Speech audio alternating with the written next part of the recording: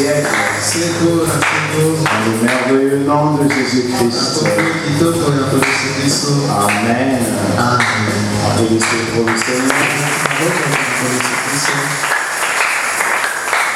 Nous allons lire la parole de Dieu.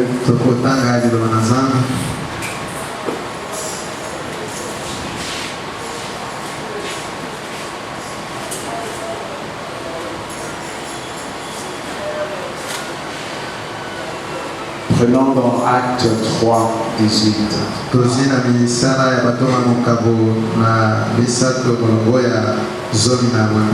Acte 3, 18.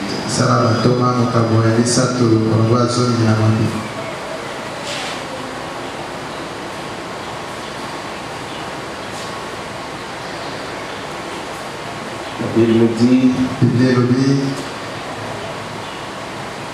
Acte 3, 18.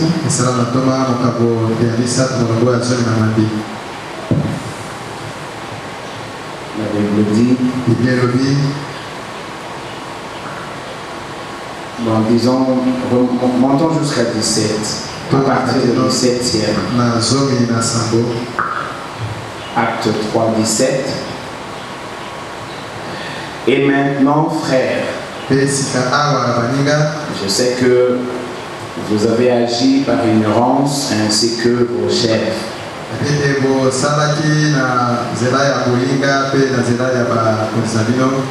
Mais Dieu a accompli de la sorte ce qu'il avait annoncé d'avance par la bouche de tous ses prophètes,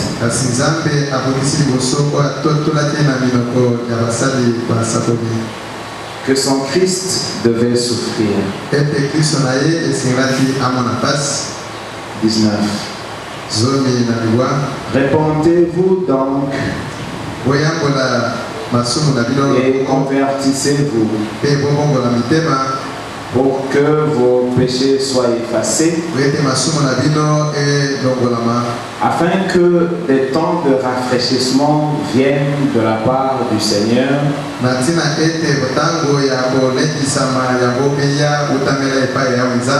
et qu'il envoie celui qui vous a été destiné, Jésus-Christ,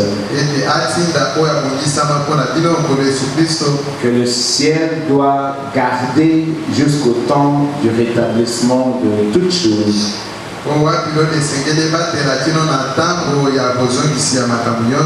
dont Dieu a parlé anciennement par la bouche de ses saints prophètes.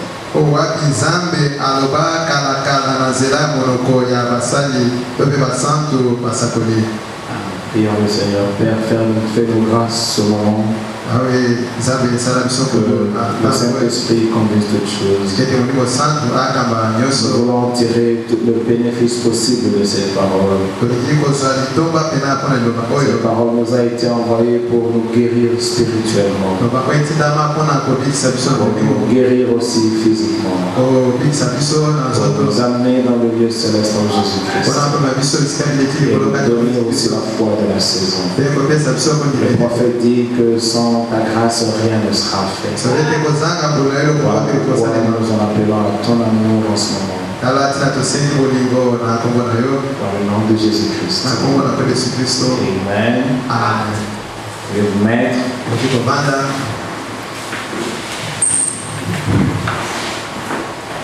C'est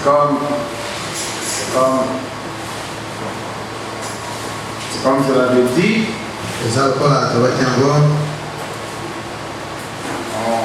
En parlant du parcours ou des interventions du ministère de Élie le prophète,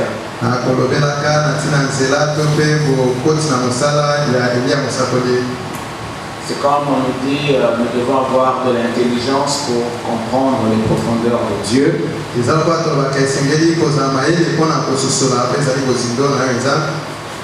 En fait, notre intelligence est dans la foi, parce que dans la foi, il y a la parole de Dieu.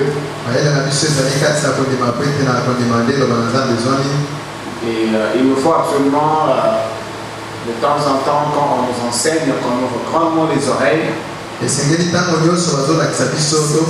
comme quand on est à l'école, on essaye de s'efforcer de comprendre ce qui est enseigné.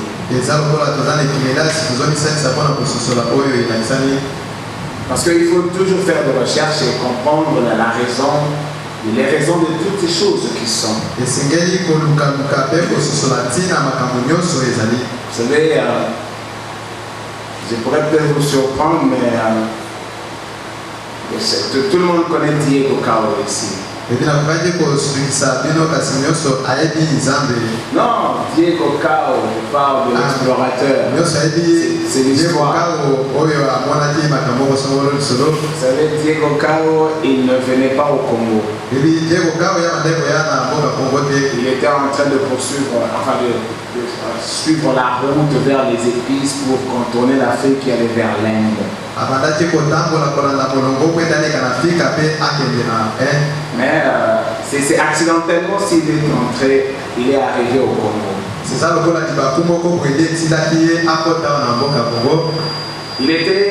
il était dans l'océan là-bas. On est dans la haute mer. Vers les 40 km dans l'océan. 40 km dans l'océan. Mais quand il est arrivé au niveau de l'embouchure du fleuve, à la hauteur de l'embouchure du fleuve Congo,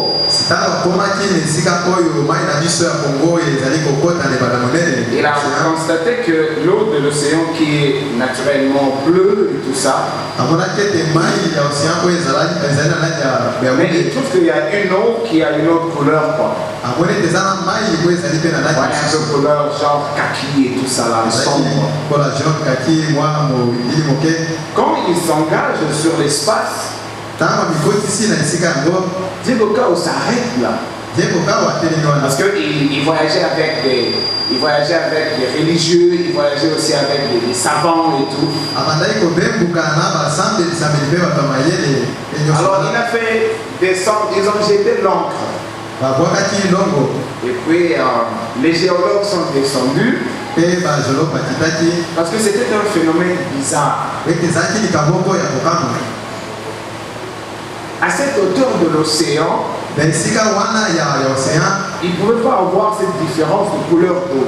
Ils sont descendus et ils ont pris de cette eau-là. Et ils l'ont goûté. C'était de l'eau douce. Maintenant, on appelle eau douce toutes les eaux qui viennent des rivières sur la terre ferme. C'est pour les comparer aux eaux de la mer ou des océans qui est naturellement salée. En goûtant, ils ont trouvé que ce n'était pas salé, ils n'ont pas compris ça. C'était comme un miracle naturel. Diego Cao n'a pas continué son voyage. Il était curieux de voir d'où vient cette eau qui tient l'océan en respect jusqu'à la hauteur de plus de 40 km. Ils ont changé de cap, c'est quand je parle d'abord pour être tribord. Alors ils se dirigeaient vers les côtes de l'Afrique. Et quand ils sont arrivés finalement là, à l'embouchure, c'est à ce moment-là qu'ils vont découvrir le fleuve Congo. Et ce phénomène était tellement extraordinaire que son équipe sont entrés finalement et ils ont découvert une région merveilleuse, luxuriante, tout ce que vous voulez. Et il est resté là. Il n'est plus allé vers les Indes et tout ce que vous voulez. Il devait retourner au Portugal faire le rapport à la reine. Vous apprenez ça à l'école. Aussi le programme n'a pas changé. Mais en fait, pourquoi je vous ai dit ça? Ce sont des choses naturelles qui peuvent vous aider aussi à comprendre les choses. Finalement, il devait comprendre qu'est-ce qui fait que ce fleuve c'est-à-dire sépare l'océan comme ça, avec une telle force qu'à plus de 150 km, l'océan est tenu en respect par le fleuve Congo.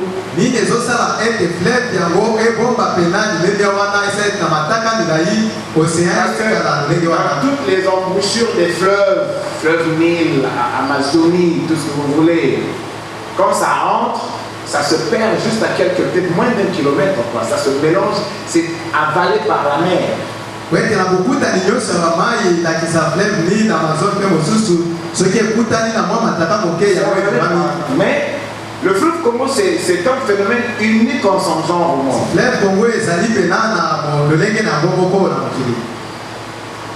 Alors les géologues plus tard sont venus.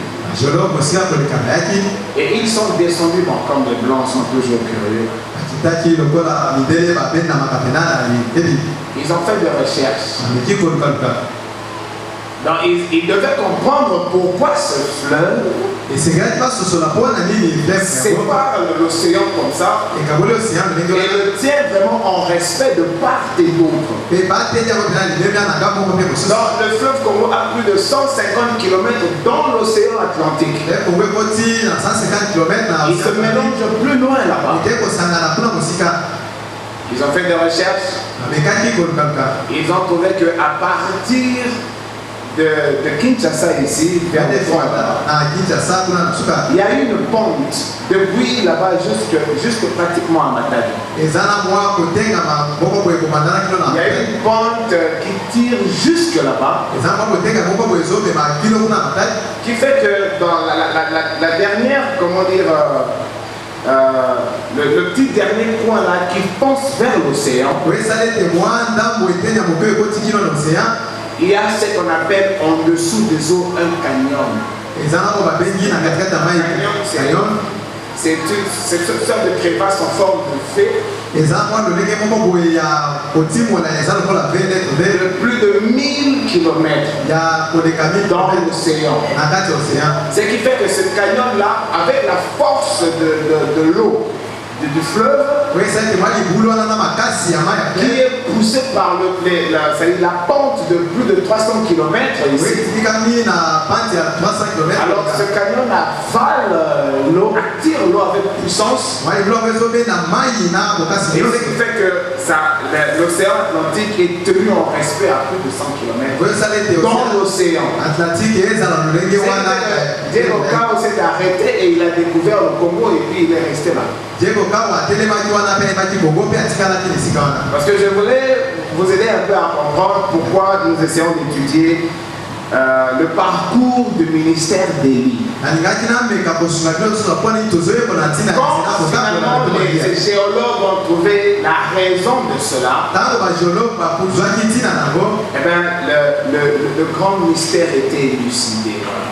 Alors, ils sont plus étonnés comment est-ce que le fleuve Congo arrive au-delà de 150 km.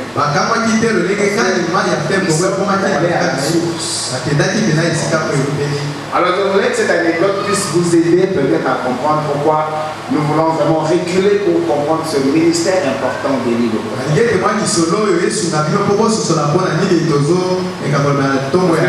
J'ai toujours l'impression quand j'en parle, je parle et puis je suis un peu trop à l'aise. Ce n'est pas bon comme ça.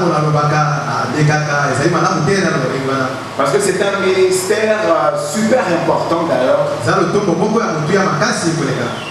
que le Seigneur a utilisé dans le plan de la rédemption et qui arrive jusqu'à nous. Et puis, je parle pour que vous essayez de comprendre. Les théologiens, comme je vous avais dit, parce qu'aujourd'hui, je sais que les pentecôtistes et les autres, ils refutent que nous ne devons pas attendre un prophète parce que les prophètes c'est fini, c'est terminé.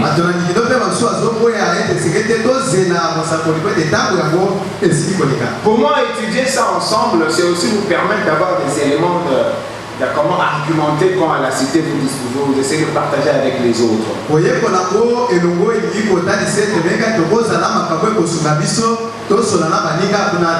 Parce que quand vous considérez leurs écrits, c'est-à-dire les théologiens, ceux qui ont naturellement le droit d'orienter les pasteurs et les religions dans ce monde ici,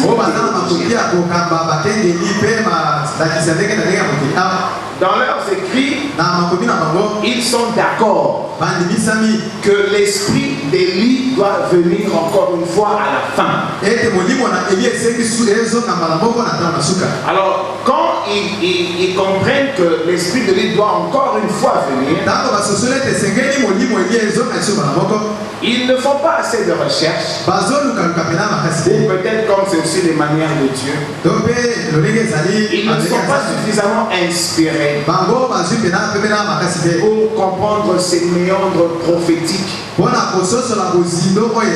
afin de saisir finalement la raison de cette grande visitation que l'Église a connue en ce temps de la fin. Parce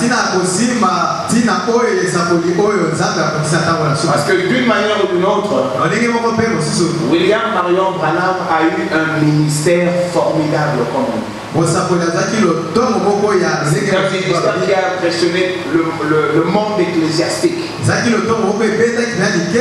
que les choses qui, c'est comme Tommy Osborne avait témoigné d'avoir vu Jésus-Christ dans un homme. Et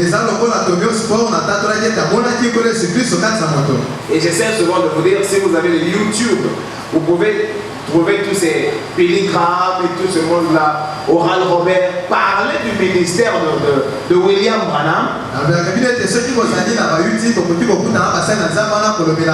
Les émissions qu'ils ont enregistrées vers les années 50. À l'époque, là, ils traitaient encore avec lui. Ils admiraient tous comment Dieu travaillait puissamment dans ce ministère-là. Et c'est comme je vous dis, ils se sont séparés avec lui quand dans ses prédications, ils condamnaient leur mauvaise manière pentecôtiste de vivre.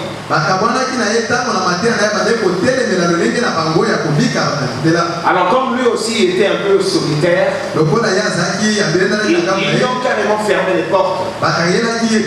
Et comme je vous dis souvent, seuls les gens de plein évangile, comment on les appelle? Full gospel. Il est resté plus avec le full gospel.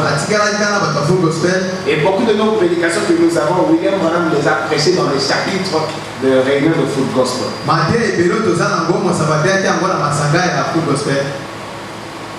Amen. Amen.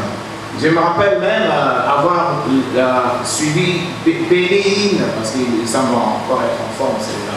Dans le YouTube, ceux qui peuvent entrer là, il reconnaît que c'est la colonne de feu qui est au-dessus de la tête de William. C'est un phénomène extraordinaire. Et Bénin parle de la lumière ici comme étant la colonne de feu. Et il reconnaît que sur sa tête c'est la colonne de feu. Mais il refuse carrément de particulariser ce ministère. Écoutez ce qu'il dit. Bénin dit bon, parce que simplement la colonne de feu s'est retrouvée sur sa tête. Et qu'il avait un ministère super puissant. Et il devait s'arroger le droit d'être un prophète. Vous voyez un peu. Donc il reconnaît que c'est la colonne de feu. C'est inouï. C'est un phénomène qui n'arrive pas souvent ou tout le temps. Parce que nous les avons vus défiler tous ces grands serviteurs. On n'a pas vu ce phénomène surnaturel. Donc ils n'ont même pas la simplicité de s'arrêter et de réfléchir. Parce qu'ils voulaient plutôt évoluer sans autre. Quand le Seigneur Jésus-Christ a commencé son ministère il y a 2000 ans, il a trouvé les grands serviteurs de Dieu en action ou en activité. Et beaucoup regardaient le Seigneur Jésus-Christ. Et il s'est impressionné par la puissance de Dieu qui se manifestait dans ça. Mais bon, ils étaient plus préoccupés par autre chose. Ils avaient leur ministère à protéger et tout. Et comme le Seigneur Jésus-Christ ne faisait que les condamner dans leur hypocrisie et autres, ils lui ont fermé exactement. Comme on fait en ce temps-ci. Ils menaçaient même les croyants, n'allez pas, celui qui va là-bas, on va le chercher du temple et tout ce que vous voulez. Je voudrais peut-être jouer sur ce parallèle pour que vous compreniez que les choses qui se sont passées il y a 2000 ans, ils se sont aussi passées en ce temps. Ils l'ont admiré sous police. Mais il était pour eux un danger. Leur travail, leur gagne-pain était remis en cause s'ils devaient eux aussi croire en lui. C'est pratiquement ce qui est revenu de ce côté-ci. Et je voudrais que vous arriviez à comprendre comme moi ce parallélisme ici. Quand Moïse est descendu avec la parole de Dieu, il y avait une seule parole, une seule pensée et un peuple. Mais au fil du temps, parce qu'ils attendaient la première venue du Messie. Mais au fil de temps, pendant plus de 1000 ans, Israël a connu beaucoup d'aventures, beaucoup de hauts et de bas. Il y a eu même des moments où ils allaient en captivité dans d'autres régions. Et quand ils sont arrivés à Canaan, ils n'ont pas exterminé tous ces Cananéens. Parce que Dieu leur avait dit exterminez-les tous, de peur que leur sorcellerie vous rattrape un jour. Mais de fois Israël négocie avec ce peuple et il les gardait là. Et plus tard, exactement comme Dieu l'avait dit, leur sorcellerie les a rejoints. De temps à autre, Israël mélangeait et Dieu et Baal, et Dieu et Astarté et Moloch. Toutes ces divinités païennes. Et au fil du temps, ils se sont mélangés. Au fil du temps, ils ont, comme on dit, ils ont tripatouillé la parole de Dieu. Alors plusieurs siècles après, d'une seule parole, d'une seule pensée, ils commençaient à se diviser. Maintenant, quand la promesse messianique arrive, quand Dieu doit envoyer le Messie, il ne se retrouve ni à gauche ni à droite.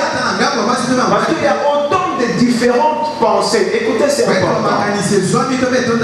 Moïse n'a pas laissé les pharisiens. C'était un courant. C'était une tendance. Moïse n'a pas laissé les scribes. Il n'a pas laissé les sadducéens, les hérodiens, les esséniens. Il y en avait beaucoup comme ça. Donc quand il veut venir, Dieu était obligé d'envoyer un ministère particulier à l'écart de tout ce qu'il y avait là. Il a même carrément laissé le temple. Parce que ce temple-là, de toutes les façons, l'arche de l'alliance ne s'y trouvait plus. Il s'y trouvait plus. Et puis celui qui avait construit ce temple-là, ce n'était plus Salomon. Ce n'était même plus Néhémie ou Esdras. Nous sommes dans l'histoire. Néhémie et Esdras, ils sont parmi les Juifs qui sont retournés de Babylone pour reconstruire le temple. En tout cas, aujourd'hui, nous serons dans l'histoire. Dieu commençait par Diego Cao. Écoutez-moi. Alors, Parce que le premier temple qui était construit par le fils de David, Salomon, était détruit par Nebuchadnezzar. Ça n'existait plus. Or, il y avait une promesse de retour pour la reconstruction du temple. Donc, Zorobabel, Néhémie, Ezra, ils sont retournés et c'est eux qui ont reconstruit le deuxième temple. Et quelques siècles plus tard, le roi Hérode, c'est lui qui était là quand les mages sont venus chercher Jésus. Le roi Hérode qui était là, c'est lui qui était un grand constructeur de toutes les façons. On l'appelait Hérode le Grand. Alors c'est lui qui avait reconstruit ce temple-là. Et Hérode, c'était un païen. Donc il n'y avait rien, c'était le rituel quoi. Dans le Saint des Saints, il n'y avait même plus l'arche d'alliance. Il n'y en avait pas. Il n'y avait que le rituel et les habitudes. Et ça se limitait là. Et chacun, le pharisien, prenait ce que les autres prenaient. Il se réunissait entre eux. Il rejetait ce que les scribes disaient. Les scribes, à leur tour, rejetaient ce que les sadducéens disaient. Or, si vous retournez à la source pour comprendre cette dispersion de courant ici, vous allez voir que là-bas à la source, il y avait une seule pensée, une seule doctrine. Et Moïse était au milieu. Mais au fil de temps, comme je vous ai dit, il y a eu de mélange. D'autres peuples étaient là. Dieu avait dit exterminez-les, de peur qu'ils vous influencent plus tard par leur divinité ou tout ce que vous voulez. Ils n'ont pas exterminé des Cananéens, ils négociaient avec les autres, ils décimaient les autres, mais bon voilà. Ils n'ont pas exterminé tous les Cananéens. Et plus tard, ils commenceront à avoir des mariages mixtes avec les Cananéens et tout ce que vous voulez. Vous épousez une Cananéenne. Elle a sa divinité. Qu'est-ce qui avait tué Rachel? Il avait pris le térébin de Laban, son père. Comment on appelle ça? C'est une statuette. C'est une divinité qu'on utilise pour une adoration ou une méditation ou une supplication. Donc Rachel avait pris ça et parti avec. Et son père avait prononcé une malédiction sur la personne qui avait pris son térébin. Rachel est morte de manière prématurée. Parce que, bon, elle venait d'un monde païen. Elle aimait peut-être sa petite statuette là. Elle venait de temps en temps peut-être adorer. Quand même son père est venu, Rachel l'avait caché sous son manteau là. Quand son père a dit, qu'est-ce qu'il y a? Lève-toi. Elle a dit à son père, non, je suis dans mes périodes, papa. Elle cachait le térébin. Donc Israël est resté là. Il s'est mélangé avec des païens. De sorte qu'au fil de temps, la pureté de la parole était corrompue. Alors chacun prenait. Finalement, quand la promesse messianique arrive à terre, il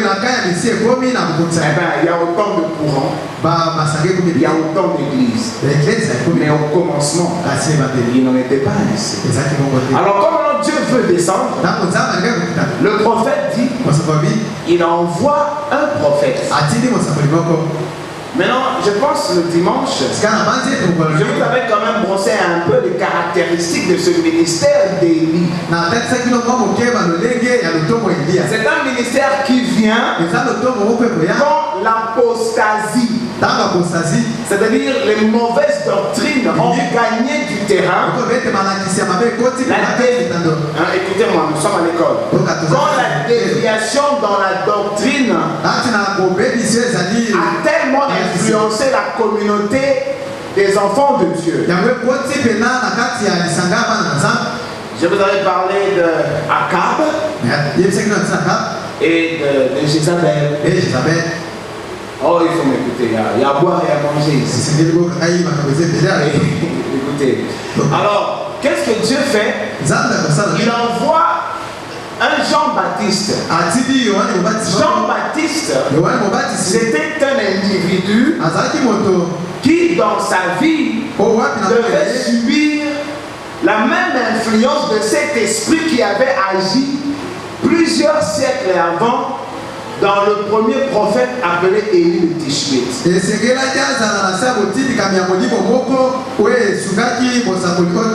avez vu ça avec moi dans Luc. Il sera revêtu de la puissance d'Élie. Donc Jean-Baptiste vient avec un ministère prophétique. Mais Dieu prend comment dire, le modèle du ministère d'Élie et le place dans sa vie. Dans son ministère. C'est pour dire quoi? Le besoin sur terrain voulait que ce soit un prophète majeur avec l'influence d'Élie. Parce que dans le contenu de la promesse prophétique d'Élie, c'était qu'il devait ramener le cœur des enfants à leur père ou le cœur de père à leurs enfants. Et je pense que le dimanche, on a essayé de voir ça. Le premier à avoir l'influence de ce ministère-là, il s'appelait Élie de Tishbit.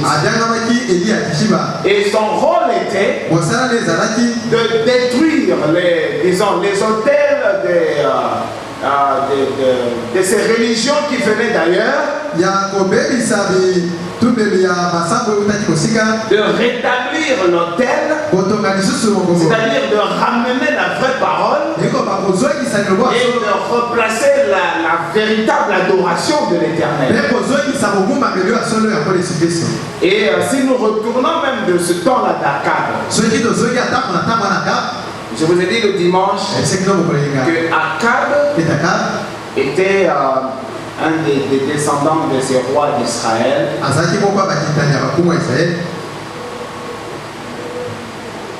Akab, écoutez-moi, c'est de l'histoire. Quand je me préparais, je disais que je vais vraiment vous raconter des histoires. Qui est Akab? Et qui est Jézabel? Bon, maintenant Akab, il est en principe le descendant d'un des généraux là, Omri, c'est le fils d'un général, il était roi Omri. Parce qu'il y a eu une suite de rois qui ont fait des choses qui déplaisaient au Dieu d'Israël. Bon. Vous connaissez l'histoire d'Israël. C'est pourquoi je vous ai parlé de Diego Caro qui n'a pas compris l'eau douce. Pour qu'il comprenne l'eau douce, Diego Caro a fait cap. Pour comprendre de comment ce phénomène-là. Et quand il est arrivé là, par les géologues, ils ont compris la raison de cette puissance de ce fleuve qui pénètre l'océan à plus de 100 km. Je me disais que je vais vous ramener encore là-bas. Donc supportez seulement. Quand Israël est arrivé de l'Égypte, Dieu était au milieu d'eux. Il était leur roi. Il était leur souverain. Et ils le savaient. Eux, les Juifs. Et plusieurs fois, leur Dieu combattait pour eux. Mais bien sûr à sa manière. Il est des fois il gagnait des guerres, des fois il perdait les guerres. Mais c'était toujours avec ce Dieu-là. Moïse, vous vous rappelez, Moïse s'était arrêté de l'autre côté. Et ils ont continué avec Josué. Quand Josué arrive, il les installe tous là selon disons, le schéma que Dieu avait donné. Il a partagé la grande région de la Palestine entre les 12 fils de Jacob. Et puis, chaque fois quand ils avaient des problèmes, ils se référaient à Dieu. Et Dieu leur répondait selon sa volonté. Maintenant, écoutez, nous retournons à la source pour comprendre la raison du ministère d'Élie. Parce que c'est un ministère super important que Dieu envoie pour sauver son peuple. Mais les théologiens vous embrouillent de foi. Et vous n'arrivez pas à déceler ou à retrouver le véritable chemin qui vous permet de sauver vos âmes.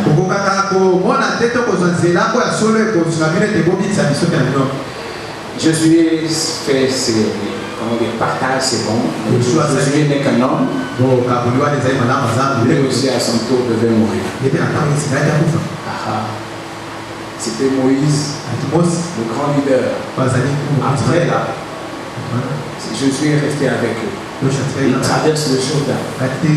Il les installe selon le schéma de Dieu. Chaque tribu a son tribu de Gad, tribu d'Asser, tribu de Manassé, Ephraïm,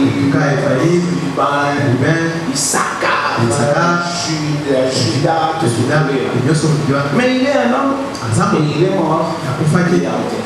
Il est enterré. Donc il y a un vide qui va le désager. Maintenant, à partir de ce moment-là, Dieu commençait à leur susciter des juges. Il y avait maintenant par moment, il y avait des leaders qui venaient, qui s'improvisaient pour les encadrer. Parce que Moïse leur avait rappelé: ne mélangez pas le culte de l'Éternel avec des dieux païens. Il est un Dieu jaloux, il frappera. Évitez de mixer les choses de Dieu avec autre chose. Comme Ophni et les deux fils d'Aaron qui ont osé amener un feu.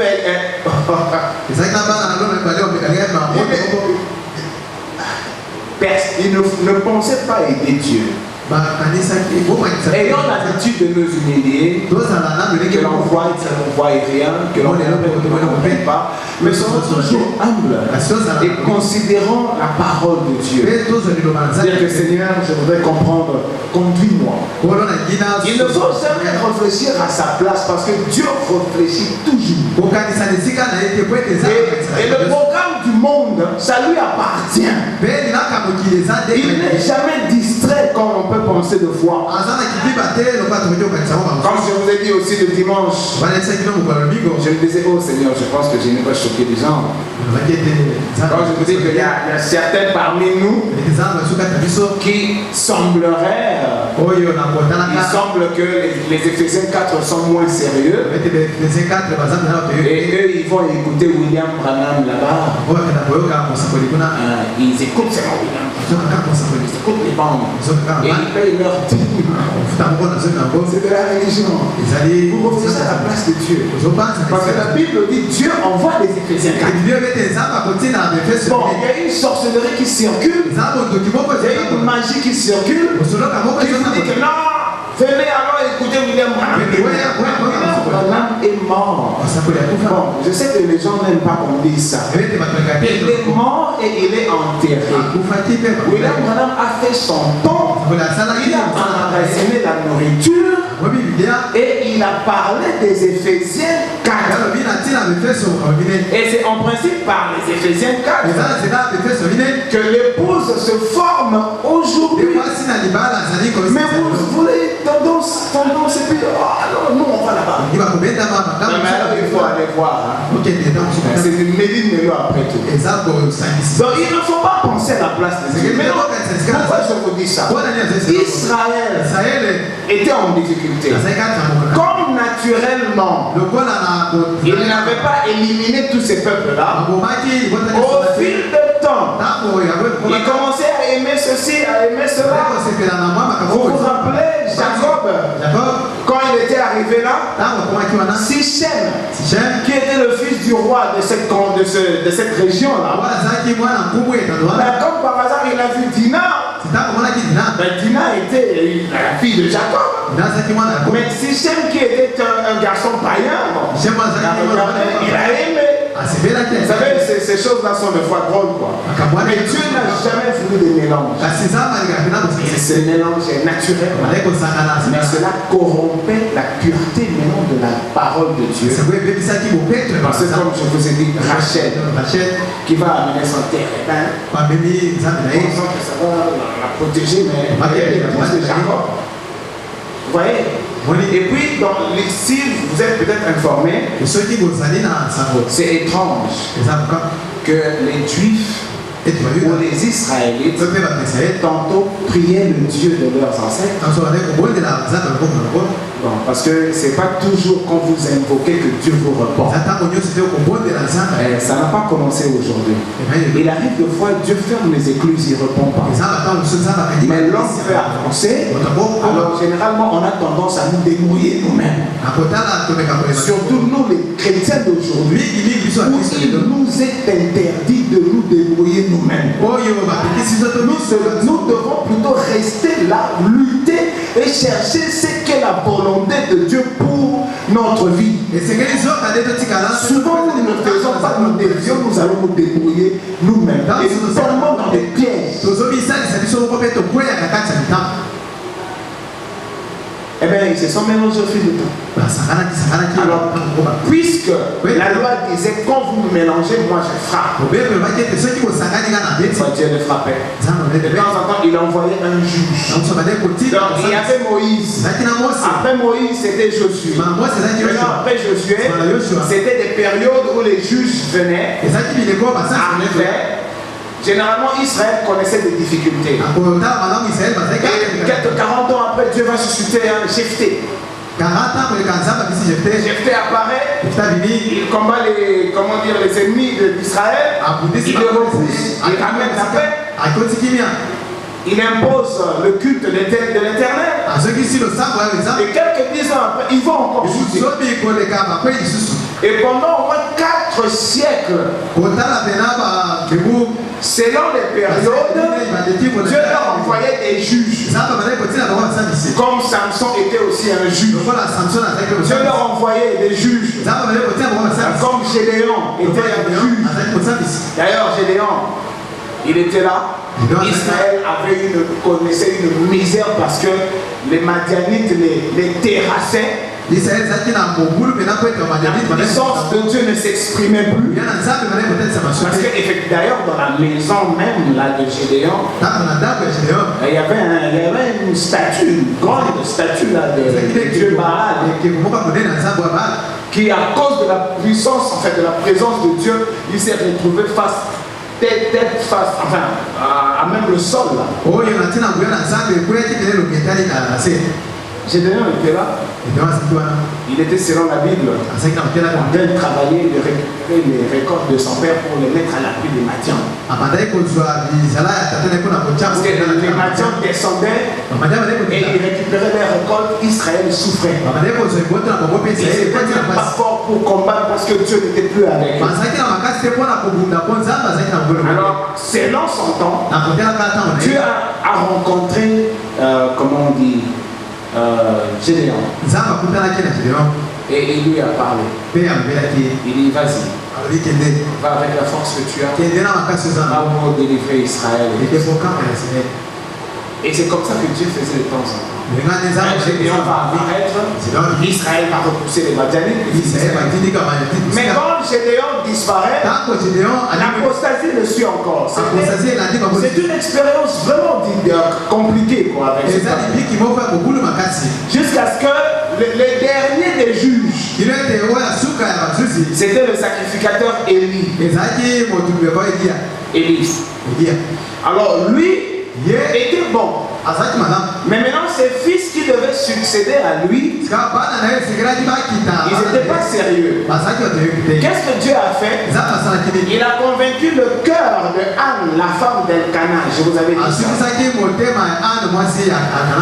Parce qu'elle ne concevait pas. Vous savez, Dieu a des voies extraordinaires.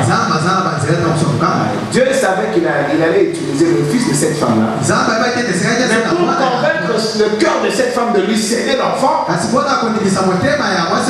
il a carrément rendu stérile, de sorte que cette femme réclamait un enfant. Et il fallait finalement que cette femme fasse une promesse à Dieu que je te donnerai cet enfant. C'est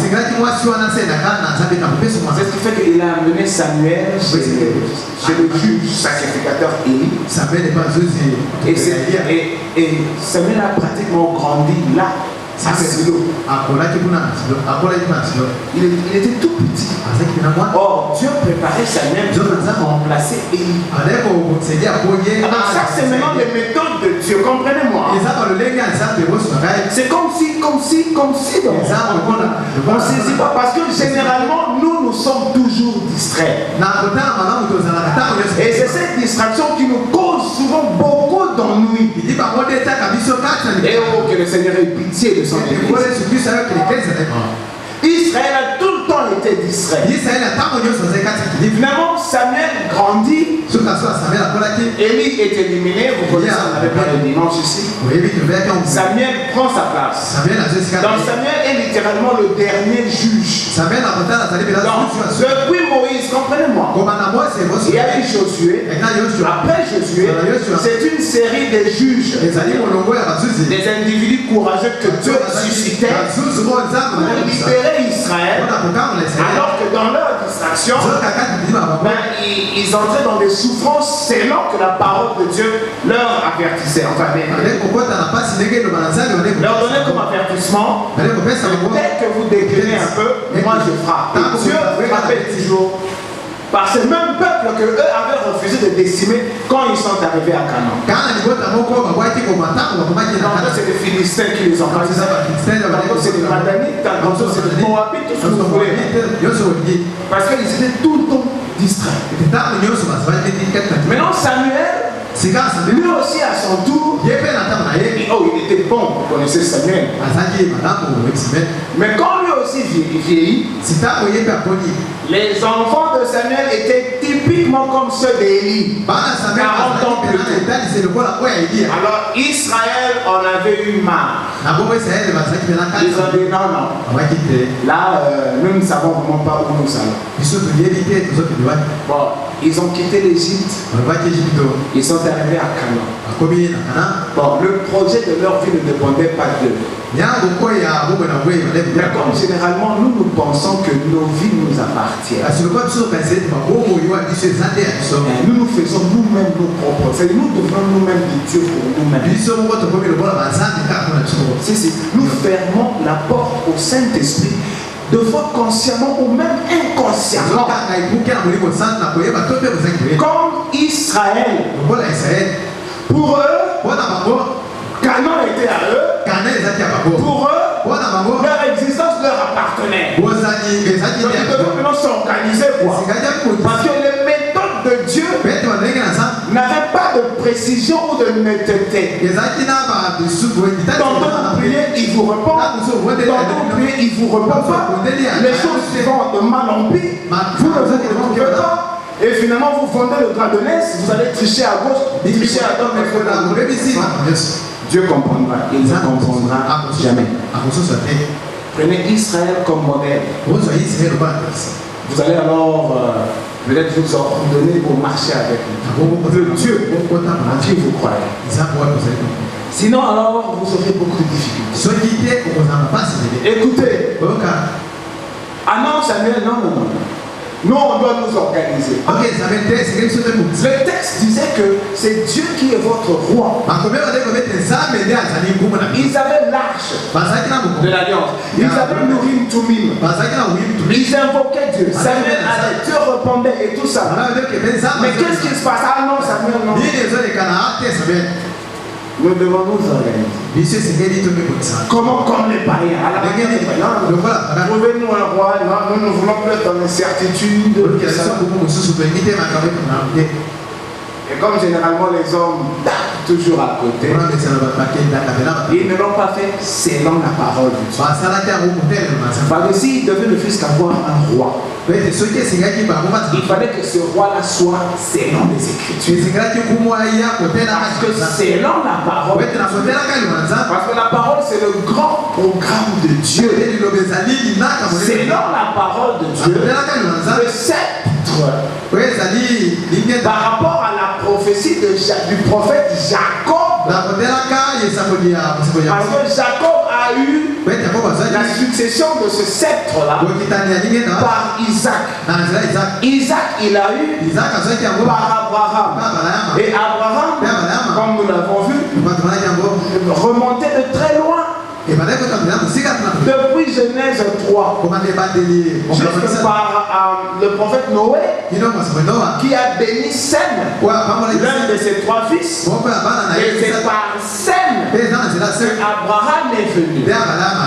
Amen. Alors finalement Jacob, qui avait les 12 fils là, il devait déposer la bénédiction de la visitation messianique parmi ses 12 fils. Abraham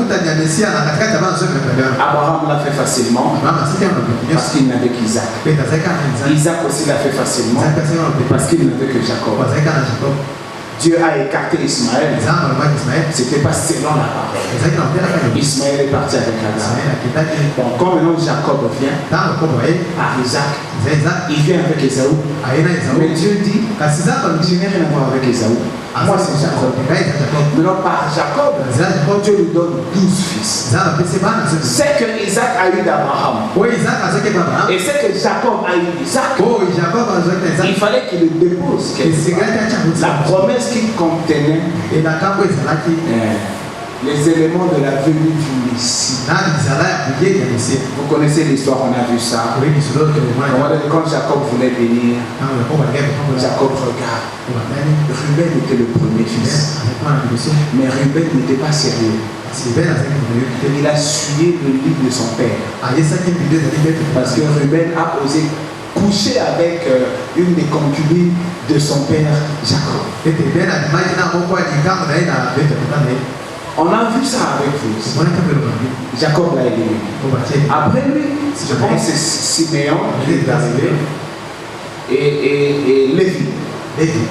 Or, les deux gaillards, Siméon et Lévi, avaient aussi blessé le cœur de leur père Jacob. Quand ils sont allés tuer comment dire, ce peuple de Sichem, quand le fils du roi avait déshonoré Dina, leur sœur. On a vu tout ça, c'est branché, je pense que ça vous surprend. Jacob s'est souvenu de ça. Il les a écartés. Il a écarté Ruben, il a écarté Siméon, il a écarté Lévi. Alors le quatrième c'était Judas. C'est ce qui fait qu'il a posé maintenant cette bénédiction là de la promesse messianique dans la tribu de Judas. Donc selon le programme, le Messie viendrait par la tribu de Judas. Mais voilà, quand il demande à Samuel de leur donner un roi, c'était tellement charnel quoi. Ils ont tapé à côté. Ils ont cherché, comme je vous avais dit le dimanche, celui qui présentait mieux. Celui qui avait plus de courage. Et la Bible même dit que Saül, il dépassait tout Israël de hauteur. Alors pour eux, c'est celui-là. Il est vaillant combattant, tout. Il peut nous mener dans des guerres et tout. C'est les ennemis et tout ça.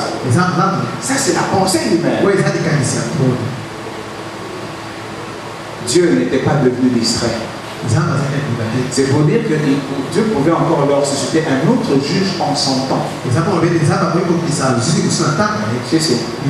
Mais ils ont trouvé que ça ne venait pas. Ils pouvaient passer comme ça 40 ans, 20 ans, 30 ans de difficultés jusqu'à ce que Dieu va susciter un Jephthé, il va susciter un Gédéon ou un Samson.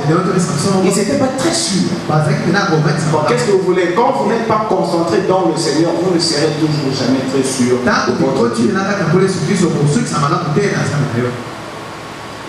Ils ont choisi un Benjamin. Ils devaient en principe retourner. Oh, écoutez-moi. Vous savez quand les mages sont arrivés, ils se sont renseignés. Le Messie est né, mais il devait être né où? Ils sont allés sur place, c'est programmé. Et ceux qui étaient là, ils ont reçu ces visiteurs, ils ont pris le programme, ils ont dit non, le Messie doit être à Bethléem. Les mages ont poursuivi, ils ont continué leur course, leur voyage, quittant Jérusalem, pensant encore plus bas vers Bethléem. Parce que selon le programme, ce n'était pas dans les contrées d'alentour. Ils ont dû penser jusqu'à Bethléem. Et là, la Bible dit que l'étoile s'est arrêtée net. Et ils ont vu où était l'enfant. C'est-à-dire que selon le programme, il devait savoir que le sceptre, le prophète l'a posé dans la tribu de Juda. Donc s'il devait avoir un roi, il fallait qu'il vienne de cette tribu-là. Mais ils ont cherché un homme fort, très beau, tout ce que vous voulez. C'était Saoul. Mais c'était contraire à la parole de Dieu. Parce que c'était un Benjamin. Eh bien, Dieu le laisse là. Mais le Seigneur sait que ce poste-là, c'est son poste à lui. Vous allez même comprendre par ça pourquoi il est dit que Jésus-Christ est le fils de David, alors qu'il n'en est rien. Alors, qu'est-ce que Dieu fait? Il laisse alors se casser les dents de Saoul en question.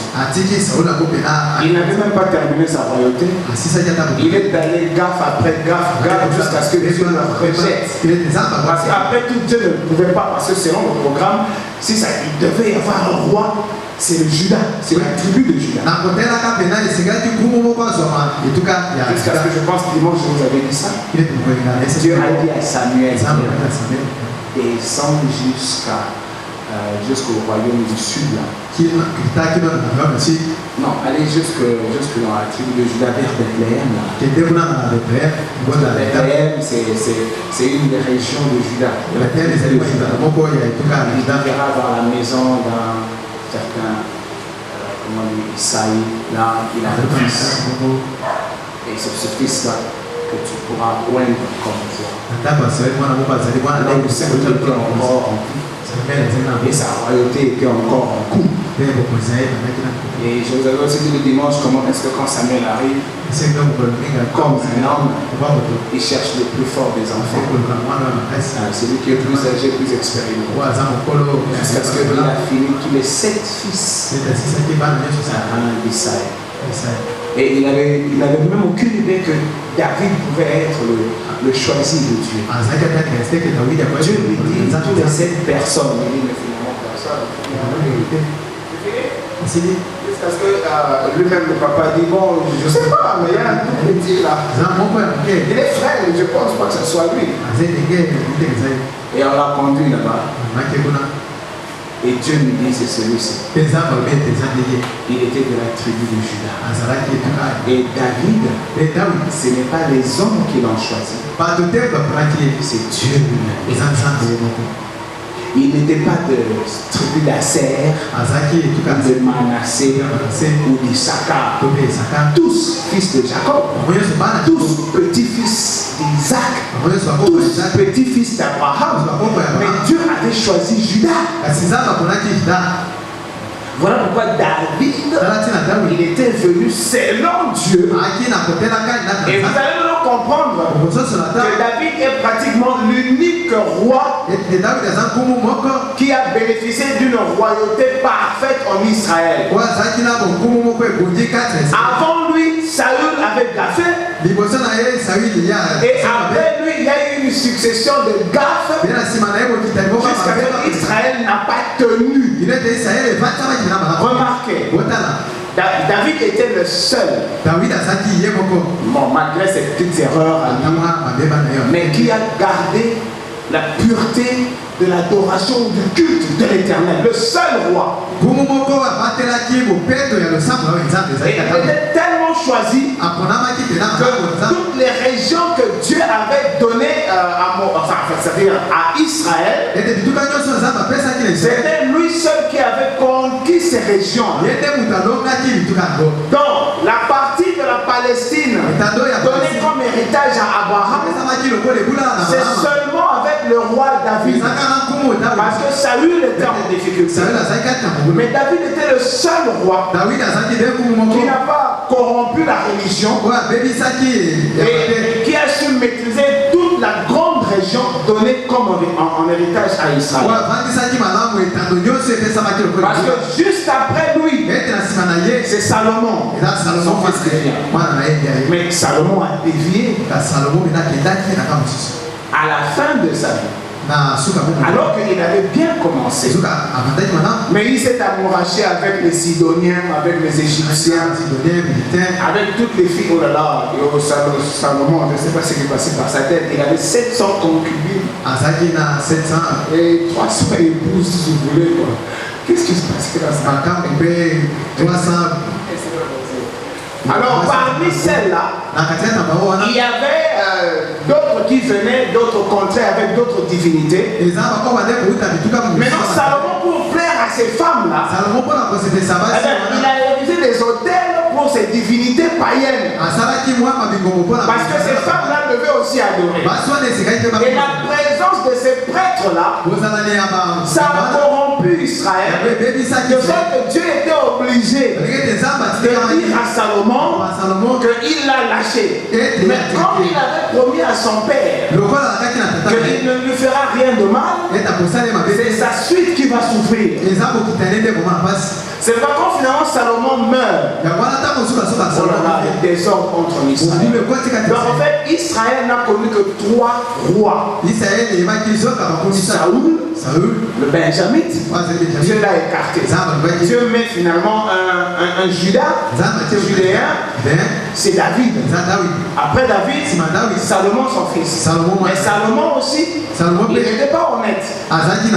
Il a corrompu la religion, le culte.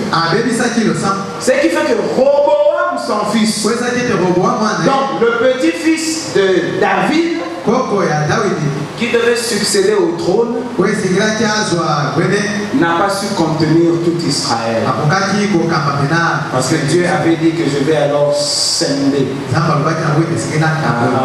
votre pays en 2. Il y avait un certain Jéroboam. Vous connaissez l'histoire, mais il était l'intendant de Salomon, un garçon, un jeune homme selon la Bible très intelligent.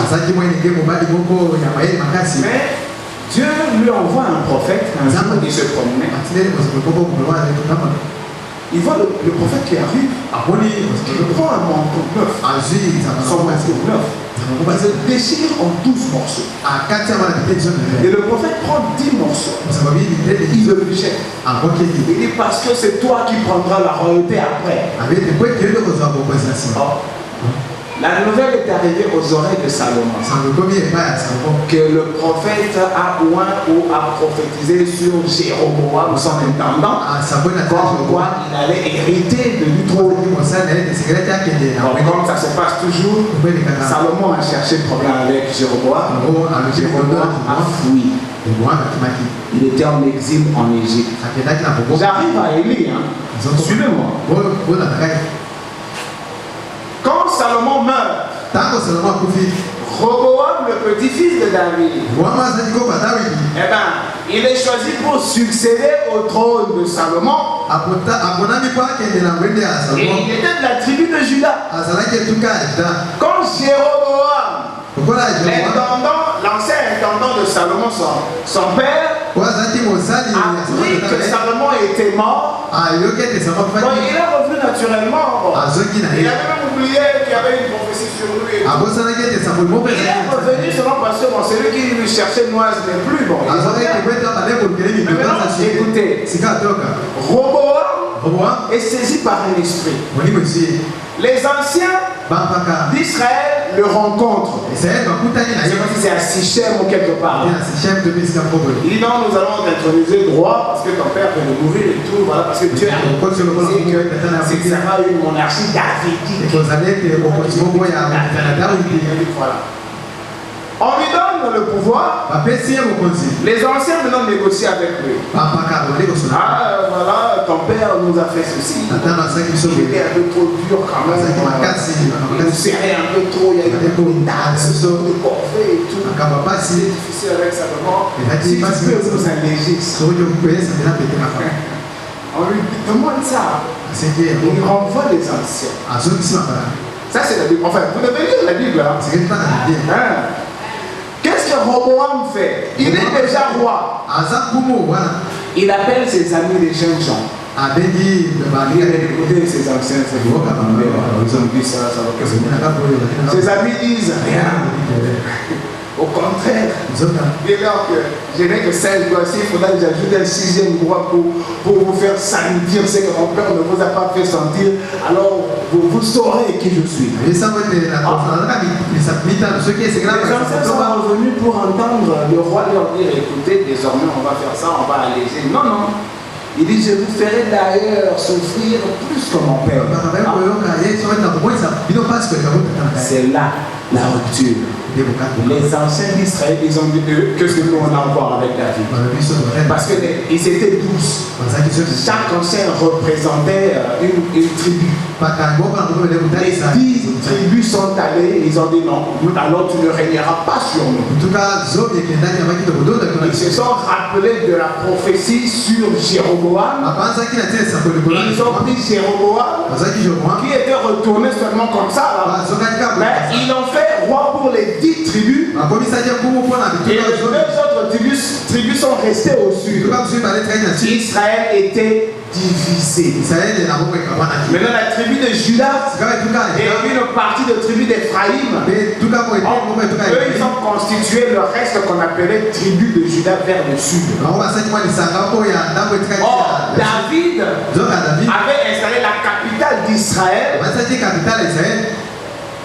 à Jérusalem. Et c'était de ce côté-là de Juda, Bethléem et tout. Or, le temple était où? À Jérusalem. Maintenant, écoutez, on arrive. Le temple était à Jérusalem.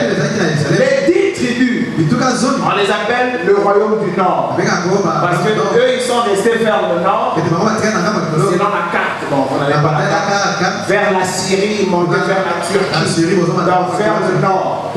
Les 2 royaumes, eux, ils sont restés vers le sud, en allant vers l'Égypte. Et Jérusalem était resté avec les 2 royaumes. Et Roboam régnait sur les 2. Jéroboam régnait sur les 10. Et le 10, on l'appelait le royaume d'Israël. Les 2 là, on appelle le royaume de Juda. C'est de cette appellation Juda qu'est sortie, c'est que l'appellation présente qu'on dit, on appelle les Juifs. Le mot juif vient de Juda. Parce que vous allez voir avec l'histoire, le royaume du Nord avait beaucoup plus, disons, souffert que le royaume du Sud. Le royaume de Juda. Nous allons peut-être voir ça pourquoi. Maintenant, qu'est-ce qui est arrivé?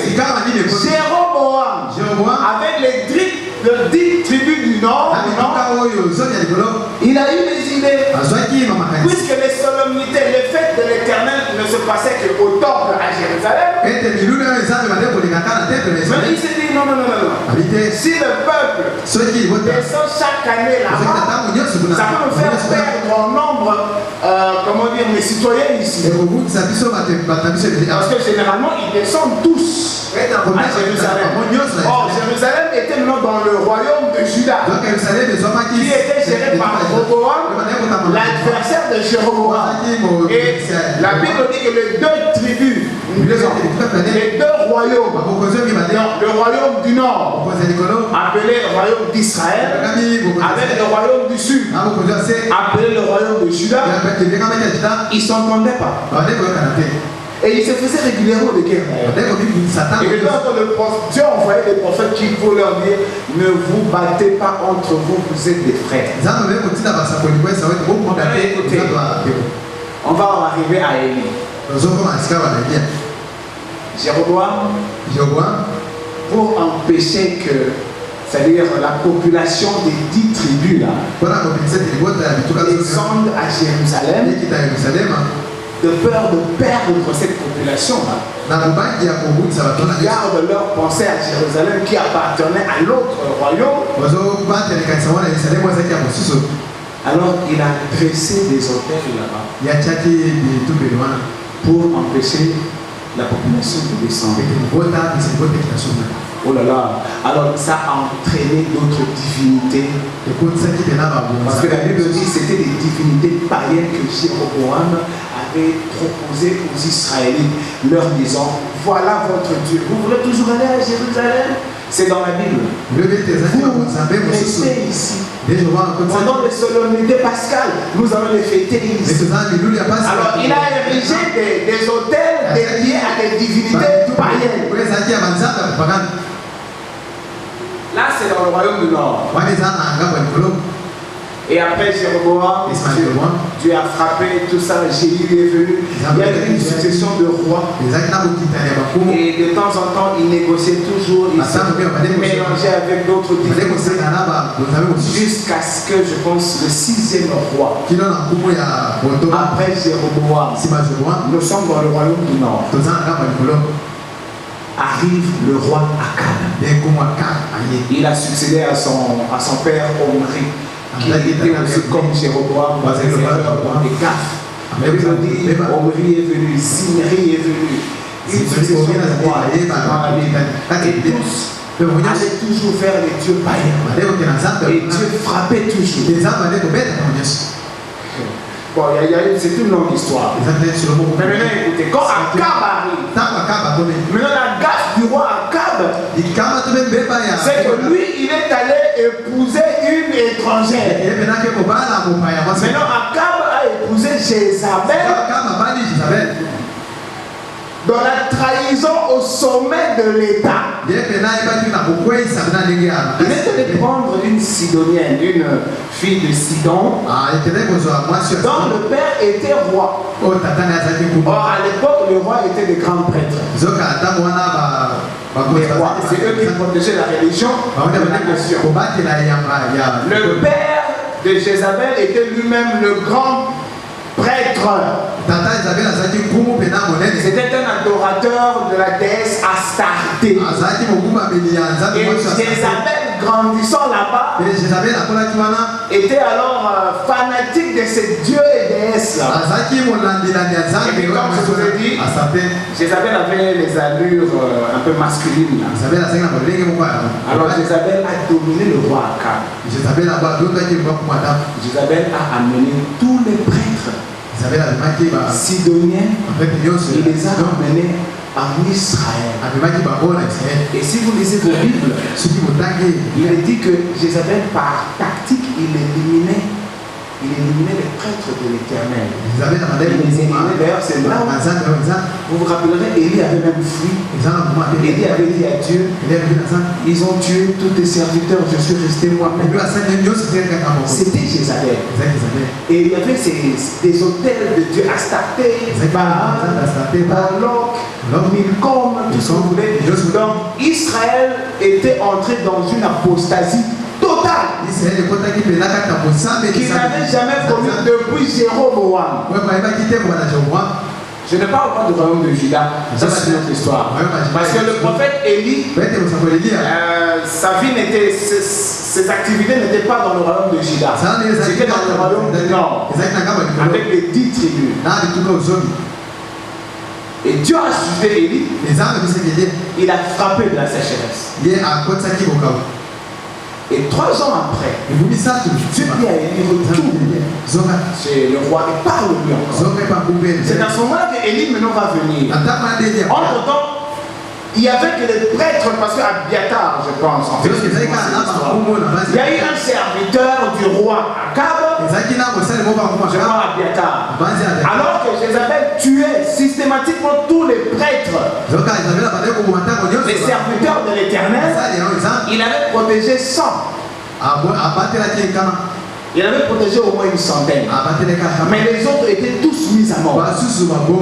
Et c'était que le Dieu Astarté, Dieu Baal, qu'est-ce que vous voulez, le culte de l'Éternel était banni en Israël. L'apostasie était complètement totale. Alors que Dieu suscite et il envoie directement vers le roi. Et il lui dit, parce que d'ailleurs le roi dit, c'est toi qui troubles Israël avec les prophéties. Et il lui dit, non, non, c'est au contraire, toi, avec ta famille là, de Jézabel. Et je vous avais fait une démonstration. Comment est-ce qu'une fois, Akab voulait acheter, n'est-ce pas, le champ de Naboth. Il est allé négocier, Naboth a refusé. Akab retourne.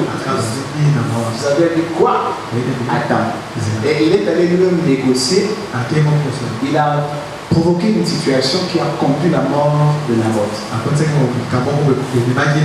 Ils ont fomenté une histoire. On a été obligé de lapider Naboth. Et les chiens ont léché le sang de Naboth. Ils ont léché le sang. C'est pourquoi vous allez voir chaque fois quand le prophète Élie a prophétisé sur la mort de Jézabel, c'était que les chiens mangeront ton corps comme ils ont léché le sang de Naboth. Akab retourne. Jézabel dit, quoi? Naboth ne veut pas. Alors Jézabel sort, il négocie un complot, on tue Naboth, et il retourne au palais. Il va procéder de chanter, Naboth est mort. Vous voyez quel type de femme elle est? C'est alors que, mais après ça, Élie demande alors au roi Akab, il y avait au moins plus de 450 prêtres du Dieu Baal en Israël.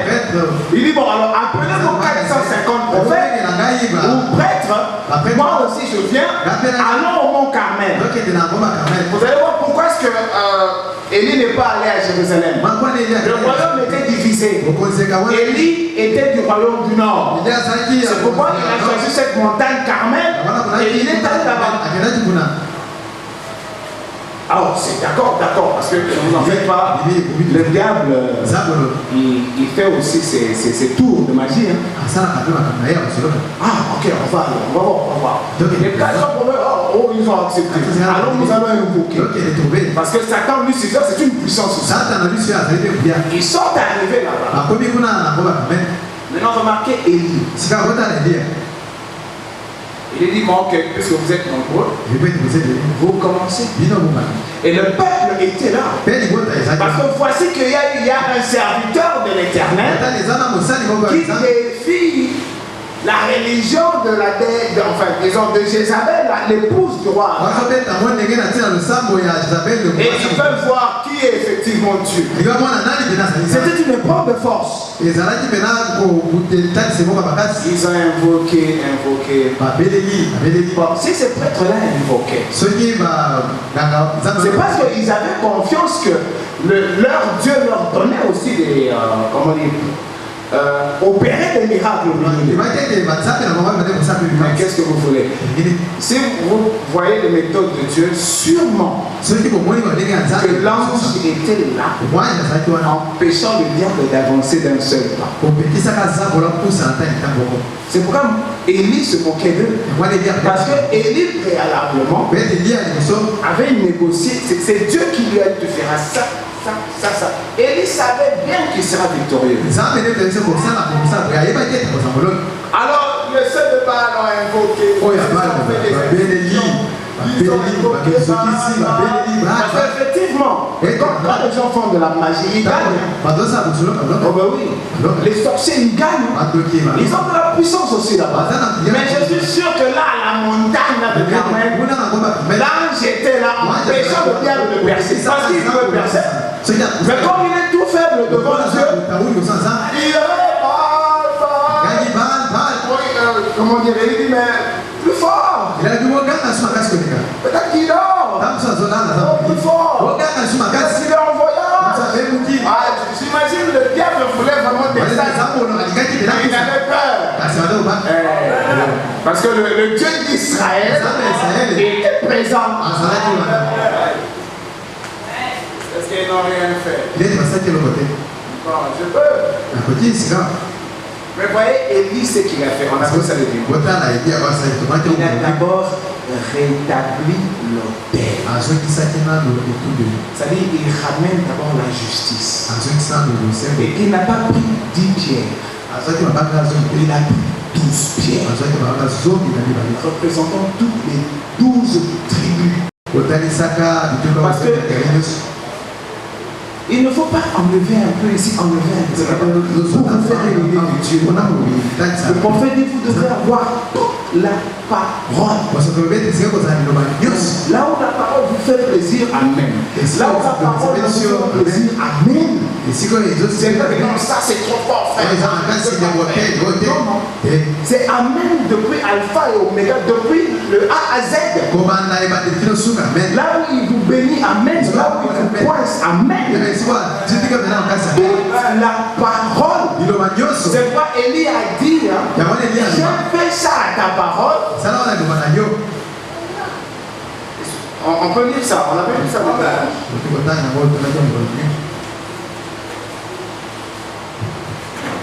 Bon, de toutes les façons, je savais que ça allait se passer comme ça. Je me disais, c'est pourquoi je vous ai balancé le cas où comment il était étonné, il fallait qu'il retourne à la source pour comprendre. Je suppose que si vous le suivez attentivement, vous êtes un peu éclairé quand même. Pourquoi Élie? Bon, voilà. Donc on a lu dans un roi.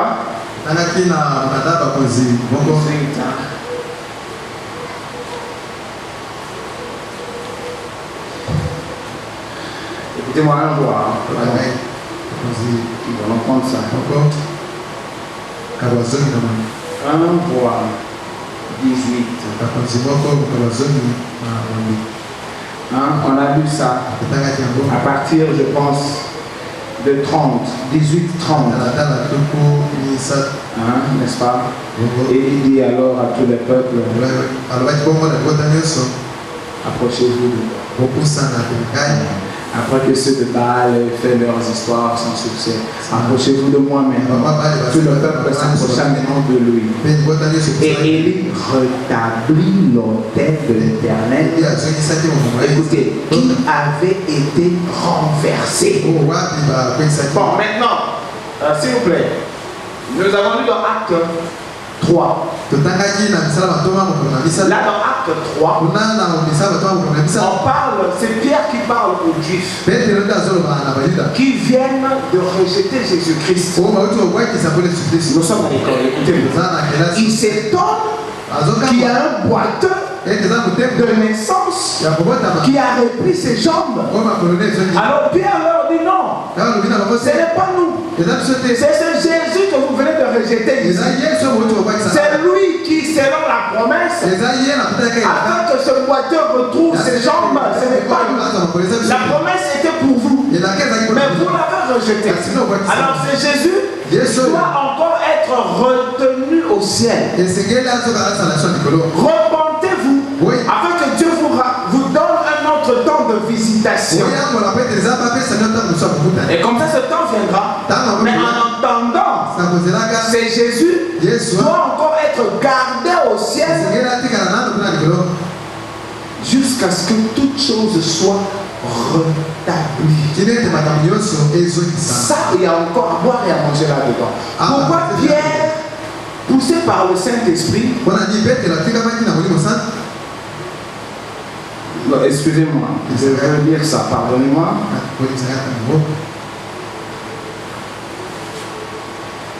C'est vaste, c'est un enseignement.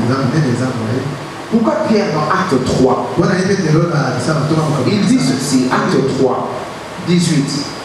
Nous allons rentrer dans roi. Mais Dieu a accompli de la sorte. C'est Dieu qui toujours accomplit. Les apôtres lui ont posé la question. C'est Céleste, maintenant tu vas rétablir le royaume d'Israël. Le rétablir. Il dit, c'est pas de réfléchir sur ce que le Père a arrêté de son autorité. Vous, allez à Jérusalem.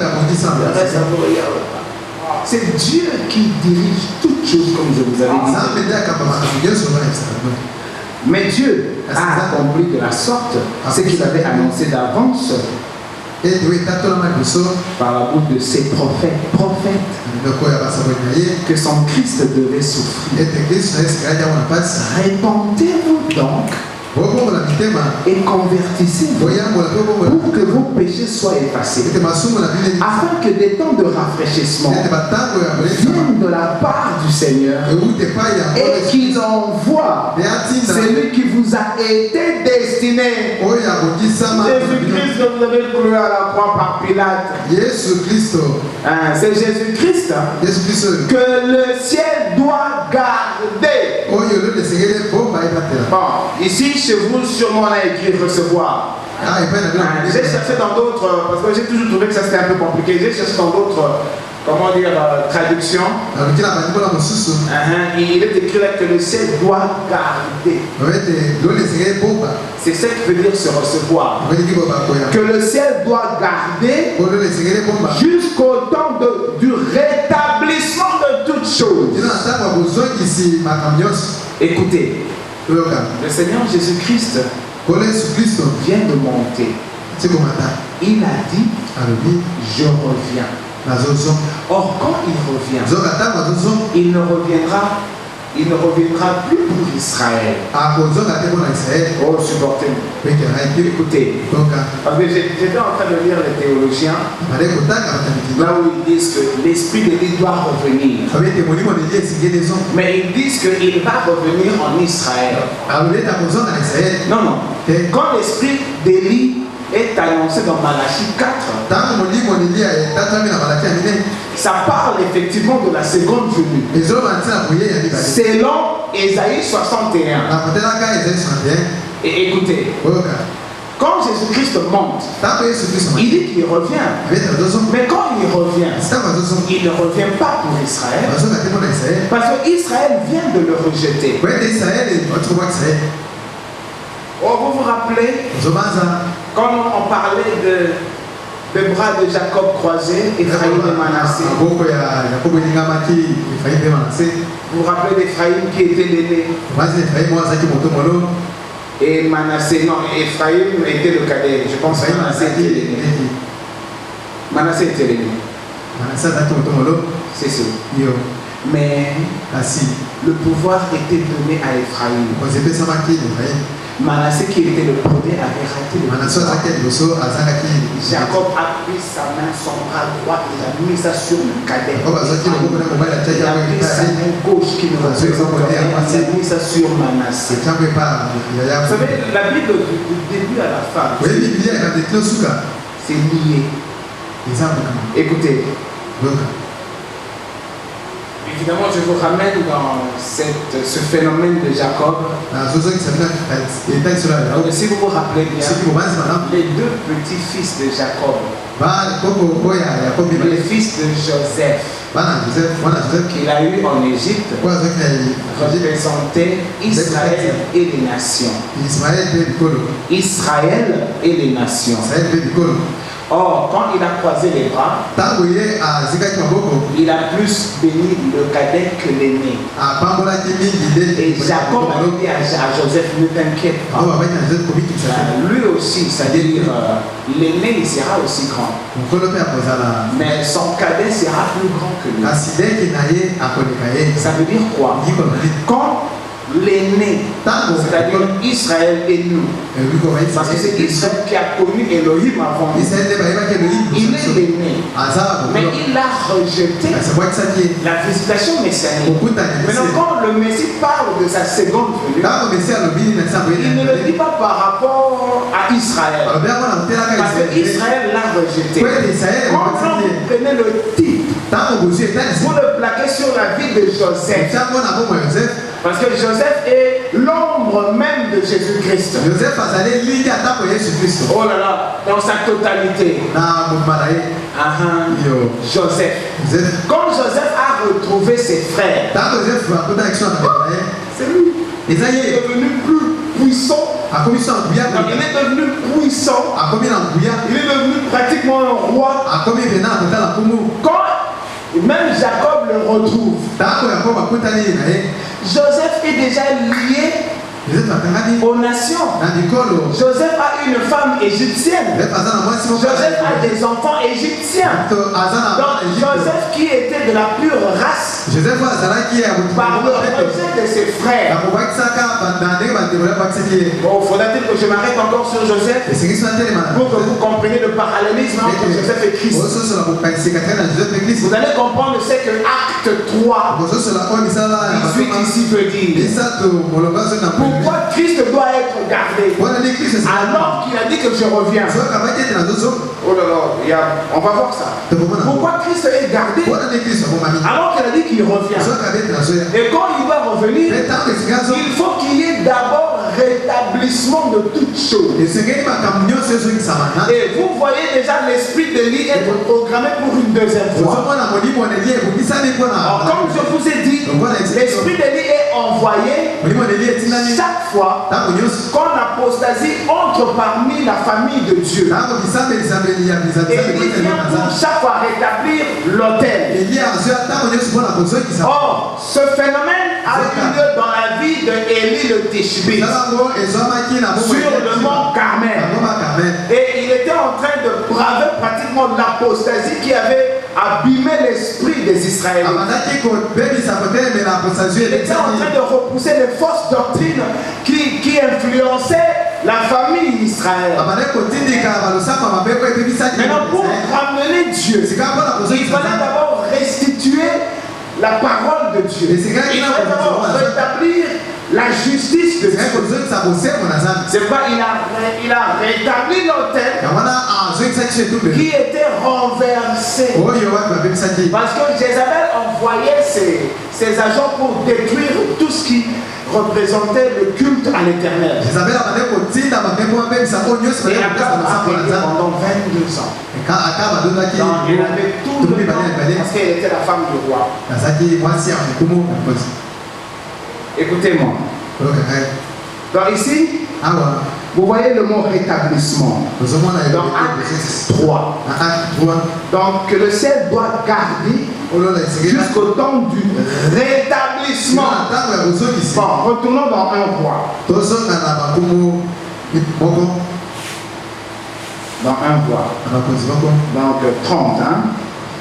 Un roi 18-30. Et dit alors à tout le peuple, approchez-vous de moi. Que le peuple s'approche de moi. Et Élie rétablit qui avait été renversé. Le jeudi Dieu voulant, je vais vous amener jusque dans l'Apocalypse. Vous allez retrouver Jézabel dans l'Apocalypse. Parce que Dieu a pris cette nature de Jézabel et il l'a plaqué sur un autre, disons, mouvement qui a amené l'apostasie dans la famille de Dieu plus loin après ce Jézabel ici. Il a pris le nom de Jézabel comme il a pris le nom d'Élie. Maintenant, chaque fois qu'il utilise cet esprit-là, il appelle toujours Élie. Élie. Comme il avait aimé David. Et que David était le roi selon lui. Alors il combine David avec Jésus-Christ. Il fait de Jésus-Christ le rejetant de David. Parce qu'en fait, la véritable royauté que Israël a connue, c'était seulement lors du règne du roi David. Salomon a échoué. Saoul était benjamin. Et Roboam, quand il est venu, c'était la pagaille. Et il y a eu une succession de rois par-ci, rois par-là. Renseignez-vous. Alors Dieu a pris le nom de David. Il a collé à Jésus. Que Jésus succédera à David. Il va venir sur le trône de David. Parce que David était le modèle type de roi. Mais dans le fond, David n'a rien à voir avec Jésus. Mais c'est dans les façons de Dieu. C'est pourquoi le même esprit que Dieu a utilisé lors de l'apostasie à l'époque d'Akab et de Jézabel, quand il utilise le même esprit de nouveau, il appelle toujours du même nom Élie. Et je dis, je vais vous faire voir. Le même esprit qui amène l'apostasie au milieu de la famille de Dieu, plus tard, Dieu l'appelle toujours Jézabel. Oui, Jézabel qui amène des fausses doctrines et qui fait manger à mon peuple les viandes sacrifiées aux idoles. Viande sacrifiée aux idoles, ça c'est encore autre chose ici. Bon, écoutez. Élie a rétabli d'abord l'autel. Donc il a ramené la parole de Dieu dans sa totalité. 10 tribus, 2 tribus séparées. Dieu n'a rien à voir avec. Élie a ramené les 12. C'est-à-dire de la Genèse jusqu'à l'Apocalypse. L'agneau pascal. Il y avait des côtes, des viandes que vous mangerez bien, mais il y avait aussi des sabots. Il y avait aussi des intestins avec toutes les saletés possibles. Mais Dieu a dit, vous mangerez tout. Genèse jusqu'à l'Apocalypse. Ne prenez pas seulement une partie de la parole de Dieu. Parce qu'il y aura aussi certains de vos désirs qui sont à rencontre la parole de Dieu. Vos désirs s'arrêtent net. Mais l'habitude des chrétiens et des chrétiennes, quand il a ce principe, même si la parole dit non, les chrétiens foncent. Ils foncent. C'est pourquoi Israël était toujours frappé. Or, Israël était l'image de votre expérience. C'est pourquoi le prophète nous a été envoyé comme Élie. Parce qu'il fallait qu'il rétablisse quelque chose. Oui, comme je vous ai dit au début, quand Moïse les a fait sortir, il y avait un peuple, une pensée, une parole. Mais au fil du temps, ils se sont divisés sur 2000 ans après, 800 ans après, les pharisiens, tous, les scribes, les sadducéens, tous, vous avez autant, tous. Mais quand Dieu veut s'exprimer, Dieu ne traite pas avec eux. Il envoie Élie, Jean-Baptiste à l'écart. Pourquoi? Or, maintenant si on peut revenir ici, l'église a commencé à la Pentecôte. Il y avait une parole, une seule onction, un peuple. Le dimanche, je vous ai dit, quand Paul, de là où il était, il a eu la révélation de Dieu. Quand il arrive à Jérusalem, il a comparé ce qu'il avait reçu. Les apôtres ont écouté Paul. Ils ont trouvé que la parole de Paul correspondait. Ce n'est pas comme l'écuménisme. Alors, les humanistes qui croient en équipement, ils ont leur façon de faire. Mais chaque mois, et les salutistes, et les belles messies, les protestants, ils se retrouvent au moins 2 fois dans l'écuménisme pour célébrer l'écuménisme.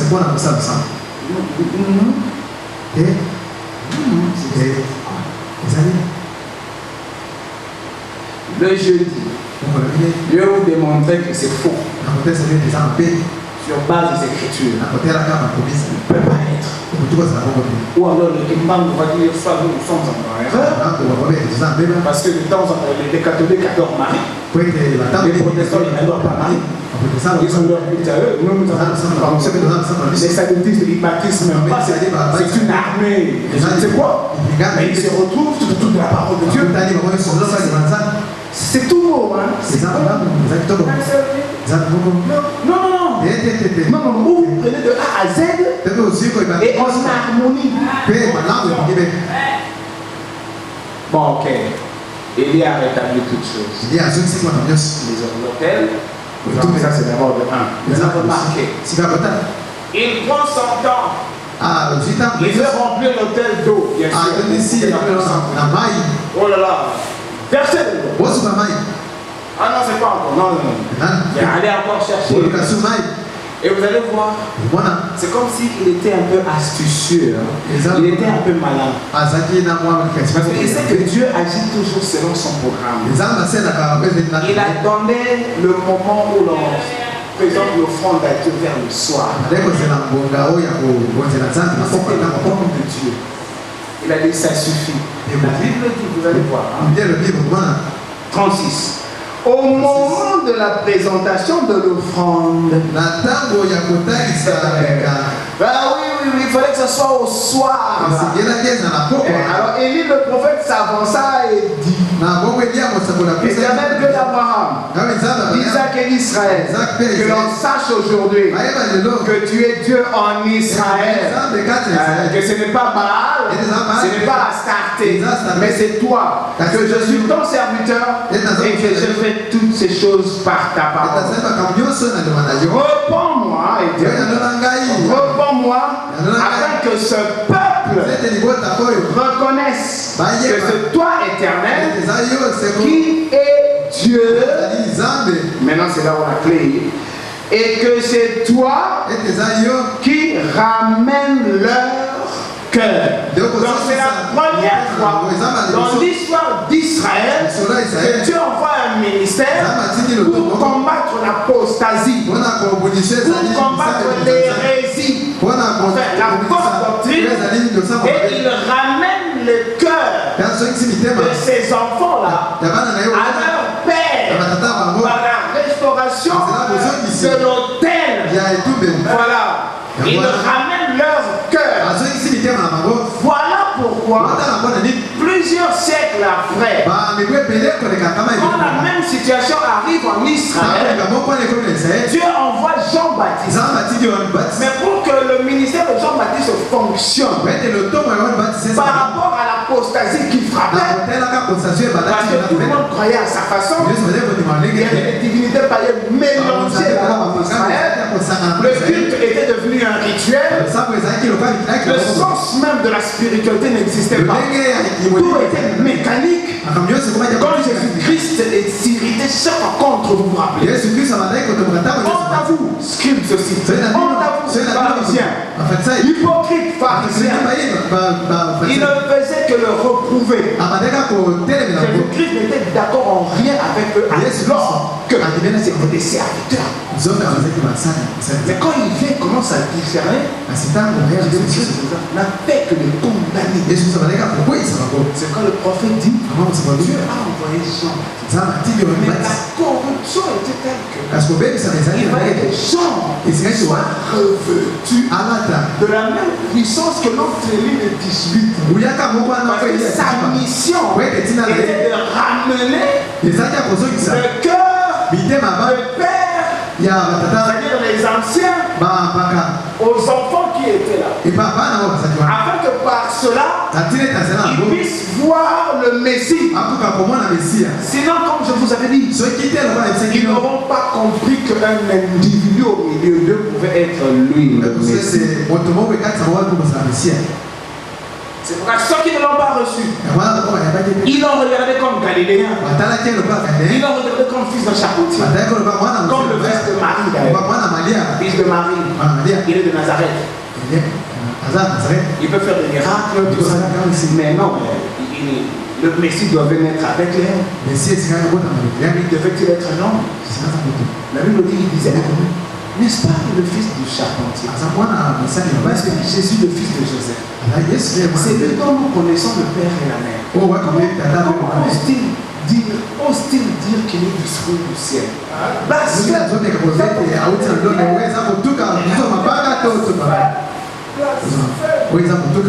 la promesse. Voilà pourquoi Jean est envoyé avant. Selon Malachie 3. Et peut-être je ne ferai pas dire ça, le temps est passé.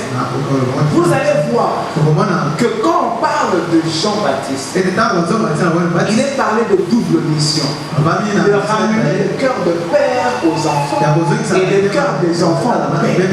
Donc même les théologiens, ils sont d'accord que Élie de Jean-Baptiste n'a accompli qu'une partie de sa mission. Ils sont d'accord que Élie doit encore venir. Mais pour eux, c'est le Élie d'Apocalypse 10, je ne sais pas là quelque part. Quand il vient avec Moïse pour les Juifs. Non, non. Il y a une confusion, on va voir ça peut-être le jeudi. Que quand Jésus-Christ revient, il ne revient plus pour les Juifs. Quand il était venu pour eux. Ils l'ont rejeté. Jésus-Christ est allé vers les nations. Maintenant, Jésus-Christ traite avec les nations.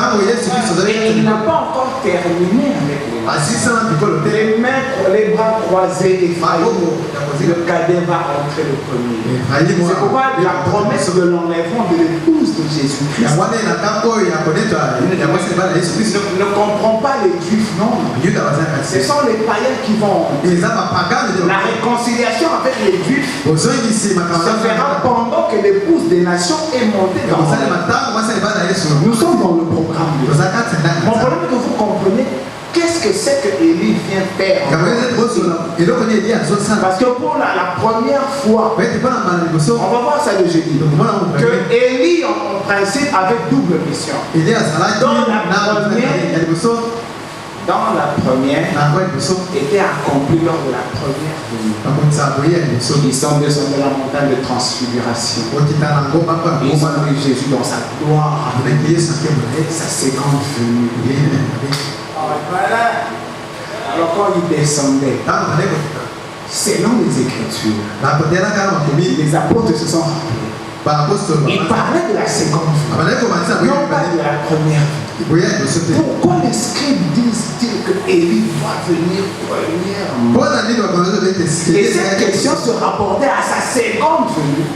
Parce qu'il venait de la montagne de la transfiguration où ils ont vu Jésus glorifié lors de sa seconde venue. Vous vous rappellerez d'ailleurs quand il a dit l'un de vous ici ne mourra pas, il verra ma seconde venue. C'était Jean. On va voir ça plus tard. Donc vous comprenez ici que cet esprit, ce ministère Élie, il a un comportement de lui. Vous allez aussi voir. Parce que nous parlons de William Branham. Vous allez d'ailleurs comprendre pourquoi William Branham avait dans son sang le sang indien. Vous allez comprendre pourquoi la moitié ou plus de la moitié de la vie de William Branham, il a passé plus dans des montagnes, dans la forêt. Vous allez même comprendre ceux qui lisent l'histoire de William Branham. Quand même un jour, il se préparait de se retirer dans la bourse. Dieu lui a dit non, on y va. Toi, tu vas rester avec eux. Tu seras en costard, en cravate. Tu resteras au milieu. Ne va pas dans la bourse. Vous allez comprendre finalement parce que Élie, cet esprit-là a toujours tendance à être sauvage. Cet esprit-là a toujours tendance à être reculé.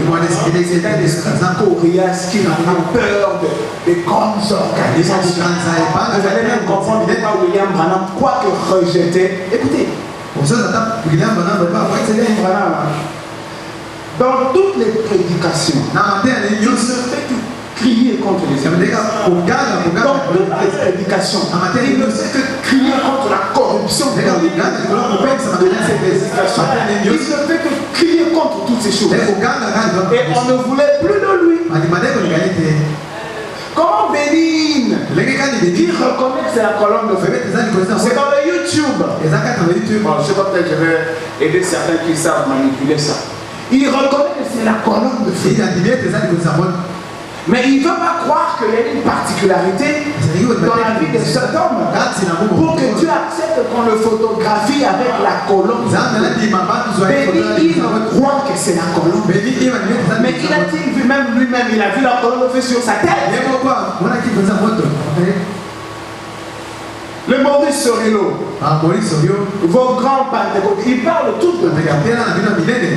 Mais il les a énervés quand il leur disait que non, vous êtes serviteurs de Dieu, vous ne vous mariez pas deux fois, vous devez être modèle, vous êtes serviteurs de Dieu, vous ne pouvez pas épouser une femme qui a été épousée par quelqu'un d'autre, tout ce que vous voulez. Et puis le comportement de l'église. Ah, William, non, on exagère. Et Dieu aussi, je ne sais pas pourquoi il a fait ça. Plus il lettré que William Branham n'y a pas. Il parlait même un mauvais anglais. Et lui me disait, je sais que c'est la grâce de Dieu qui fait que vous acceptez. Je suis illettré, je parle mal. Il dit un jour, on a dit, levez-vous, on va chanter l'hymne national. Lui, il a commencé à chanter un chant de scoutiste. C'était pour le l'hymne national. Il était comme il était là. Même nous autres, ceux qui, enfin, je veux dire, ceux qui connaissent l'anglais, quand ils réalisent les fautes de grand-mère de William Branham, c'est même insupportable. Alors les gens ne veulent plus l'écouter. Au point où ils ont dit non, toi, oui, seulement pour les malades. Donc pourquoi Élie devait encore venir ici à la fin? Et pourquoi les théologiens ils croient que Élie doit venir, mais ils ne veulent pas voir la porte. Je sais qu'ils ne sauront pas voir de Dieu. Non, ils ne pourront pas voir. Donc il y a à boire et à manger. Je voulais que l'on comprenne pourquoi. La première fois, Élie vient pour préparer un peuple disposé. Cela veut dire que tous ceux qui allaient dans les églises n'étaient pas disposés. Pourquoi il vient encore? Le même esprit vient. Dieu utilise le même langage. Mais cette fois-là, il est encore un peu plus serré. Et j'envoie Élie de peur que je ne vienne détruire tout le monde. Là-bas, il dit, je vous envoie Élie pour qu'il me prépare un peuple disposé. Les pharisiens étaient là. Les scribes étaient là. Ils obéissaient à la parole, à la lettre. Un peuple disposé où? Dans le Jourdain. Au désert. S'il vous plaît. Et sont seulement ceux qui ont vu Jean-Baptiste désigner le Messie, qui ont cru en lui et qui l'ont suivi. Pour tout le reste, le fils d'un charpentier ne peut pas être. Alléluia. C'est lié à l'histoire de l'Église. Et je vous ai ramené dans l'histoire d'Israël. Comment ils ont quitté l'Égypte. Comment ils ont marché avec Moïse. Après Moïse est resté de l'autre côté du désert. Vous connaissez les raisons. Dieu leur a donné Josué. Josué est un homme. Quelques temps après, Josué est mort. Dieu commençait à leur envoyer des juges. Comme Gédéon, Samson, Samuel. Mais Israël n'a pas aimé tout ça. Ils ont cherché un roi. Ils ont eu un roi. Un pagan a commencé. Ils ont choisi un faux roi. C'était un Benjamin. Benjamin, comme on dit, Saoul. Dieu, il écarte. Il poste juste un seul. Un roi selon son cœur David. David est ôté. Le reste là c'est n'importe quoi. Salomon il vient, il construit le temple, mais il va adorer les dieux étrangers. Et ses concubines. Dieu les frappe. Bon, puisque Dieu avait promis à David, il n'avait pas frappé son fils. Dieu a dit, je vais frapper alors le petit-fils. C'est pourquoi Dieu a scellé le royaume d'Israël en deux. À partir de là, Jéroboam a pris le nord. Il a mis des dieux étrangers là-bas pour empêcher le peuple de descendre jusqu'à Jérusalem, qui était un autre royaume. Et l'apostasie est entrée jusqu'à ce que de ce côté du nord est arrivé, je pense, quelques 200 ans après, le roi Akab. Et qu'est-ce que Akab lui fait? Il va épouser une étrangère, la fille d'un prêtre païen. Alors il tue tous les serviteurs de Dieu. Il ramène tous les prêtres de Baal en Israël. Et Dieu commence à résister par l'esprit de lui. Amen. Et cet esprit-là reviendra 5 fois. Pratiquement affronter les mêmes défis, quoi. Vous allez comprendre pourquoi Acte 3 dit que Jésus-Christ doit être gardé. Il vous sera rendu à vous, Israël, oui. Répandez-vous pour les temps de rafraîchissement et tout, afin que l'on vous retourne Jésus-Christ. Que le ciel doit garder jusqu'au rétablissement de toutes choses. Maintenant, je vous parlerai de ce rétablissement. C'est par rapport à quelle apostasie cette fois-ci. Mais déjà, vous allez retrouver Jézabel dans l'Apocalypse. Là, on l'a utilisé comme image. En rapport avec son comportement là-bas en Israël. Là-bas, vous allez trouver aussi Babylone. En rapport avec la Babylonie de l'Ancien Testament. Et vous allez voir comment est-ce que les prophéties et les événements dans la Bible sont liés. Et qu'il n'y a rien qui se passe sur la terre qui vienne au hasard. Mais on s'attarde d'abord sur Élie parce que ça nous concerne. Applaudissez pour le Seigneur. On va se lever.